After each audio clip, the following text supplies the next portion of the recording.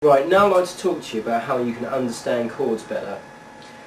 You're probably more used to chords when you first learn to play the guitar, like D, A, G, C, or whatever, chords like that, A minor. If you don't already know, these chords are called triads. That's because they've got 3 notes in them, as in tri. Nothing to do with the Chinese mafia or anything like that, but basically they've all got 3 notes to make them up. Another sort of chord that you're more aware of probably is a bar chord. For example, in the G position, A, B. All these chords those ones I just played, are E major shapes that are moved up the frets. You can do this with any open chord. For example, an A-shaped bar chord for a D position would be this. You can play it in another position at the 10th fret. That's in the E position. The E shape. The A shape. And this is the usual D open shape. All of which are exactly the same chords with the same 3 notes in them. D, A, D, F sharp, A, and finally D. D, A, and F sharp. 3 notes, that's all, that's why they're called triads. What I'm going to talk to you now about is how you can improve a chord you probably already know, the power chord. A power chord is made up of the root notes and the 5th. That's why it's probably wrote down as maybe B5 or A5, because it's just the root note and the 5th. There's only 2 notes in it.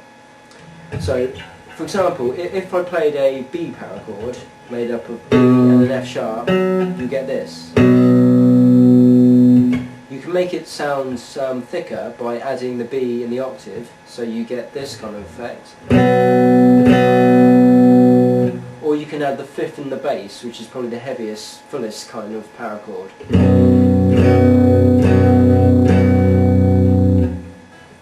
Okay, now I'm going to talk to you how you can improve these power chords by adding other notes to make them more interesting.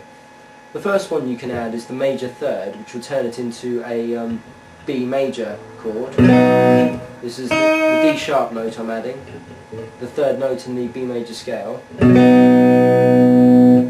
The second chord you can add to this is the minor 3rd in the minor scale, which is a D, which will give you a B minor chord. Okay, and the second thing you can do with these chords is to make them suspended by adding either a 2nd or a 9th, for example, which will be an added C sharp, which will give you B suspended 2. Or you can do the same to the 4th, which will give you B suspended 4, which is the added E note. Okay, to recap, you add the major 3rd, gives you B major, the minor 3rd gives you B minor, the 2nd, which will give you B suspended 2, and the 4th, which is give you B suspended 4.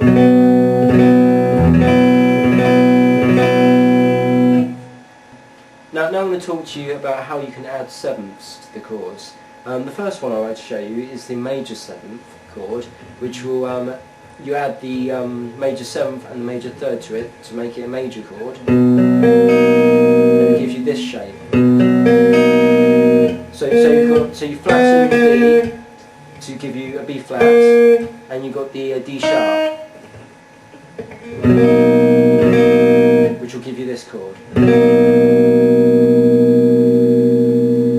Now we can have the minor 7th by taking the minor 7th from the minor scale and the minor 3rd, which will give you this chord, which has the A and the D, as well as the power chord. So the major 7th, which has the power chord, the B flat, and the D sharp, and the minor 7th. Major 7th, minor 7th. Now you can the other seventh you can add to a power chord is a dominant seventh, which is often used in blues and things like that. So this has got the A in the minor 7th scale and the seventh here, in the major scale, which is the dominant 7th.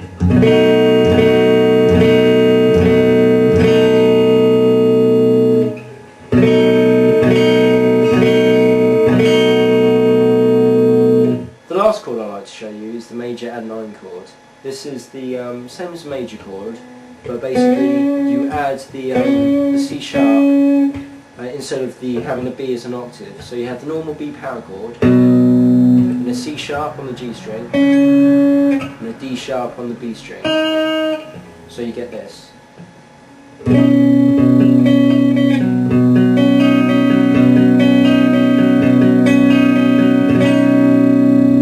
It's a bit of a stretch, but it's a really nice sounding chord. Now, these are all just ways that you can spice up a normal 2-note power chord that you probably already knew. You can, in a sequence, you can change between all these extra added chords and the normal power chord, or whatever, to try and make a interesting sort of melody or lick.